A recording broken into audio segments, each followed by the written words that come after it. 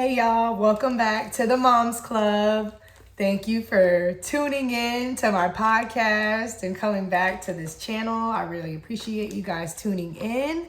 So this episode, we're going to talk about postpartum depression, how I experienced it as a first-time mom, and how I got through it. And I'll have 4 of the top tips that I use to get through my postpartum depression. So here we go. Don't judge me, guys. This is very personal for me to talk about already. So everybody goes through different phases of postpartum, and I didn't realize I was going through it when it happened. So that's just a forewarning before I get this story started. So let's get into it. So some moms never experience postpartum, or they experience minor symptoms that it goes unnoticed. The moms that have gone through it or witnessed a friend or relative go through it know it is real. Here's my story and tips I use to get through my postpartum phase.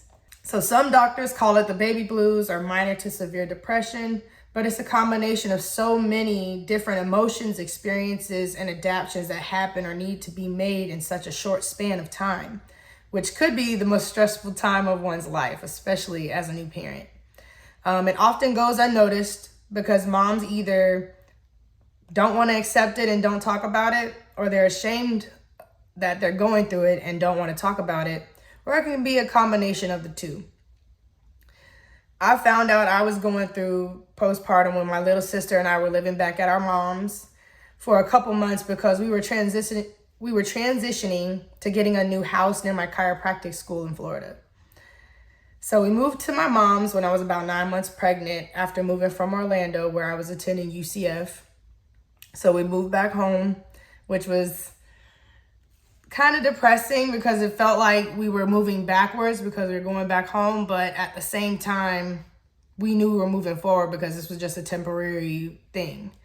So, but in the process, I started chiropractic school online due to COVID. So campus was closed. That was already another transition because I thought I was going to be on campus and have my baby in daycare, have a babysitter, and almost everything fell through. I didn't have a babysitter. Wasn't able to get my baby in daycare. So I was basically in school online with my baby in my hand, breastfeeding. Luckily, I only had to do audio, and some video, but the times I had to do video, I clearly did not have my baby in hand, but some of the times he was with me, audio only in class. So, you got to do what you got to do, but it had its moments of stress, added to it because I couldn't really pay attention and get what I needed out of the class. I had to go back and rewatch certain lectures in order to get the information I needed and take, effective notes in order to pass it. And then with that, I was even in tutoring, and my baby was in tutoring with me right there on video. And we earned this degree together. Like, my whole family earned this degree with me. It's basically goes without saying because it was a trying time for all of us. It was hard.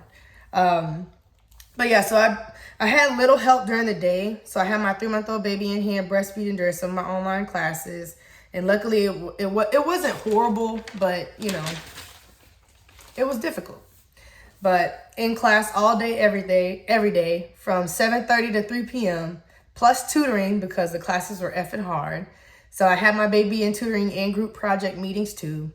To add more stress, me and my husband, he's on the road working 3 weeks out of the month, and the times that he's able to come home, that's our only time together, and I'm still in class. So it was just a combination of different things that added to the stress level that I was having, and I was not talking about it, y'all. Like, the only person I was talking to was my sister, and because I knew my husband was going through his own stress, from being away at work and not able to be home because somebody had to make the money. So it was just, we all had our own stressors. So I was trying not to add to his stress with my stress, which made me more stressed, and I didn't realize it. So going through my own emotional changes, I was trying to play it cool to everybody else. Like I had it together to everybody but my sister. And I think it was easier to vent to her because we were both stressed in our own ways, trying to help each other. And it wasn't until I said a joke to my sister about leaving my baby on the porch for a few minutes so I could get a few minutes of quiet time and then I laughed about it. And that was when she was like, bitch, what did you say? And I said it again. And she was like, did you hear what you just said? And then I was like, actually, I do. And then I just started crying. Like, I started bawling my eyes out. I couldn't believe what I had just said. And mind you, somebody, it might not be that serious, but yeah, I mean, you don't leave your baby outside. And I'm in Florida, so it was not cold. So it was just like, it was scary that I said it as a joke. And then my sister was like, that was when her antennas went up and she was like, okay, it's time for you to go talk to somebody. You need to tell Terrence and you need to get help. And that's what I did. So, but it wasn't funny at all. And she asked if I was okay. And I didn't realize until she said that I could potentially be going through postpartum. And I didn't know. So I called my doctor, my OB, and asked what I should do because I never want to think or have anyone think I would ever harm my child, because I would never do that. And if I needed help, I needed to get help. And I wanted to know what was going on with me because I felt lost and stressed. I was stressed the fuck out. Like, let's just keep it plain. So I was trying to get straight A's, which I did. I taking care of my son, breastfeeding him all day and night while my husband worked, which I did, and still take care of myself. And it was me that started suffering mentally because I felt like I had no voice, no control over anything because I wasn't in my own home. Honestly, I just felt like I had no control, and I wanted to respect my mom in her house. You know what I mean? And I wanted to be the best at everything. So I was like, I didn't want anybody to think I couldn't be a good mom. I didn't want anybody to think I was stressed out, like I couldn't be in school or anything like that. Like, I was just trying to be superwoman. And it was literally at the expense of my own mental health. So needless to say, I got the reassurance that I needed from my OB and the nurses on staff in the office. And they gave me a bunch of information on postpartum and how to get through it. So I got packets out of the wazoo. Like, they literally emailed me a bunch of resources. Even some of them were free, like through WIC, or if you go through like the state or wherever you like. For state of Florida is WIC, which is Women and Children something. I don't know. Women, Infants, and Children's Office or something like that. But I went there and I got free help because I'm in school. Like, I'm not going to pay for a therapist. So what y'all got? And I went there. I got help from them. Like, to start, it felt funny. Like, I was like, bro, like, y'all got me talking to somebody like I'm in a movie scene. Like, yeah, that didn't work for me. So I started talking to my sister again. Like, I mean, I never stopped talking to my sister, but I talked to her more once I realized talking about it helped. And then I started seeking out mom friends in order to help me get through. So these are the 4 tips that I used in order to get through my postpartum once I realized that I needed help. And yeah, I hope this helps somebody. So the first tip is you need to seek help. Tell somebody what's going on with you. It's okay to talk about what's going on as long as somebody knows, because it's at the expense of you or your child, and it could be life or death. Like, y'all, like, it's so serious. Talk to somebody, talk to your OB, talk to a midwife or the birth center that you go to. Somebody will have something that can help you. And there's so many books and resources out there. I went on YouTube, I went everywhere and just started Googling like people's stories and what they went through. Mine was not bad, okay? I look at some and it's so sad, but it is, I'm not gonna say it's normal, but talking about it will help the process. So yeah, that was one of the tips that I did. Was I went and sought help. I tried a therapist. It felt weird, so I didn't keep going. Kept talking to my sister, and eventually I reached out to one of my older church friends that was like a big sister to me, and then my older cousin. and they're around the same age, but they've been married, they've had children, they're in the teenage stage. So I figured they knew how to get through the infant postpartum process better than anyone because they already done it a couple times. So that's who I talked to. And they're also women that I trusted. So if there's somebody that you trust that's in your family, no matter who they are, or somebody from church, talk to them. If you don't have a sister or somebody that you can speak to, you know, like there are so many women that go through things in silence that is freaking ridiculous, but talk about it. And I guarantee you there is somebody who either has a similar story or they know someone who's gone through something similar and can probably, you know, tell their story in order to give you, you know, perspective on what you're going through and that it's okay to get help. So the second tip is get rest. When the baby sleep, please go to sleep. Like, it is so crucial. I tell every single new mom and new dads, like, both are important. Y'all need to sleep, like, on a rotation. That way y'all can effectively communicate. You can be people, basically, because if you don't get sleep and you're not eating, it will literally affect your mood. And then it'll in turn reflect in how you take care of your child. Like, it's so important to get proper rest.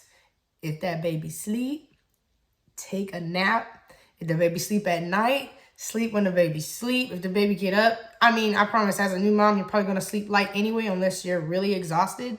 But sleep when the baby sleeps if you can. Day or night, doesn't matter. Sleep, please. Yeah, so that way everybody's happy, especially the baby. So happy baby, happy life and wife.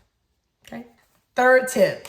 If you do not know what self-care is, please Google it, find out, look at all the bullet points, and if something catches your eye, please do it, because it will literally turn your whole life around. It's so easy to lose track of self while being a new mom. Once you feel comfortable, take an hour or two to yourself by the time your 6-week checkup happens, if you haven't already done so. Even if it's a 20-minute bubble bath or a mani-pedi appointment, take some time away from baby to think about you, because you still matter too. Like, it was so easy for me to like not take a bath every single day. And it sounds nasty when I say that, but if you're a mom, you more than likely know what I'm talking about, because you rather sleep while the baby sleep than get up and potentially wake the baby up because y'all already co-sleeping. Like, I'm not even going to go there. Just make sure you take care of yourself, okay? Just take care of yourself, because that's what it all boils down to. If you're not taking care of yourself, you're not going to be able to effectively take care of your child or your partner, because you're not happy. So, yeah. My fourth tip, please don't isolate yourself. As soon as you try to isolate yourself, you're going to have some thoughts that is just not going to be healthy for you or anybody around you, especially your baby. So it's better to talk to someone and continue being around people to uplift you. If you're around people that are going to continuously bring you down, that's not going to help you through the process. You need to be around uplifting individuals that are going to be positive and optimistic about everything that you're going through, especially whatever you're sad about. They need to bring light to that entire situation. If they're not bringing light, you need to get rid of them. So, and I did that. I was losing friends left and right. After I had my child, when he took his first breath, I was losing friends because I had no time for the BS. None. If you're not going to keep your word with little baby things, big things that matter, you're probably not going to keep your word. And I just started treating people like that and expecting, like, you have to teach people how to treat you. So you'll learn that if you haven't already. Don't isolate yourself. Talk to your partner, close family or friend about how you're feeling. So at least one or two people are informed about your feelings. Like, so that way, if as you're talking throughout your postpartum process, because it could be 6 months to a year, you can experience postpartum after 6 months of your baby being here. It can happen out of nowhere, and you just start talking, and then out of nowhere you start changing how you're talking. Whoever you're talking to will take notice and be like, yo, you kind of changing how you sound. You good? Or, do you want to talk a little bit more? And then eventually you're going to see that that person's mental might be a little, like, we might need to talk to somebody like that has more experience than me that can actually give you professional help. And they may not like it and they may get upset at you for it, but at least you pointed it out. So then after that, they will start noticing it themselves and eventually get the help that they need. If someone offers to babysit, take them up on it. I mean, that way you can catch up on some rest, run some errands, whatever you need. I promise, as soon as you feel comfortable with somebody, like somebody you trust is watching your child, you will sleep hard as a rock. At least the first, like in the first year, you're gonna sleep hard as a rock. Like, I have my kids, but as soon as their dad gets home from work, like from on the road, as soon as he's home, I know I can sleep in. I literally sleep in like till like 8:30, 9 o'clock, but I'm sleep hard. Like, it's a different kind of sleep when he's here because I know my kids are good. Like, our kids are good. So yeah, that just helps to try to put it into perspective with what I'm talking about when you need to sleep, because you don't realize how light you're sleeping until you have somebody you trust watch your child and know that they're good. You go, like, your whole body just gonna like relax even more. Like, it's just gonna be like a flop sleep. I don't know how to explain it, but yeah, so those are my 4 tips that I use to get through my postpartum. And with my second child, with my second baby, I don't even think I went through postpartum. I might have had like a couple of times where I like had some weird like emotions where I didn't know how to like process certain things that I was going through, but I knew what I needed to do and I kept talking to my support group. Like, I talked to my cousin, I talked to my church friend who's like my big sister, like women that have gone through it or are going through it. I talk about it now because it's healthy. It helps you process things. It helps you gain perspective on emotions and how different ways to deal with them. So yeah, if you have any questions about postpartum and how to get through it, or if you feel you may be going through it or know someone that's experiencing signs of postpartum, please suggest that they reach out to their OB or medical provider so that way they can get access to resources, even free resources through the state. Like, your insurance will even cover certain things for you in postpartum because you matter. Like, you don't know the help that you can get until you reach out for it, and they take it so serious. You just have to let somebody know that you're going through it. Like, I hope my story helped someone. I hope it didn't scare anybody, but it shows that normal people, moms, go through so many things that go unnoticed and not talked about, but you can get help, and it's okay to get help, and it's healthy to get help and talk to someone so that way you can take care of your baby the way you know you're supposed to and the way that you need to. And you know they're going to be happy and taken care of because you are happy and taken care of. So if you have any questions or need resources about coping with postpartum, feel free to contact me via email at themomsclubpodcast@gmail.com. I can create like a PDF if you guys want of a list of free resources, especially in the state of Florida. I know a lot about that, especially free doulas, if you need a free doula, because there's some doulas needing their certification. I know the website for that. So let me know if you want that. Hit me up via email or DM me on either Instagram or TikTok, and I got you. Yeah, so thanks for listening to this episode of the Moms Club. I hope you gain some perspective on postpartum. And yeah, I look forward to seeing you in the next video, in the next episode. Click the link down below, subscribe, please give it a thumbs up, leave me a review, and I look forward to seeing you in the next one. Bye.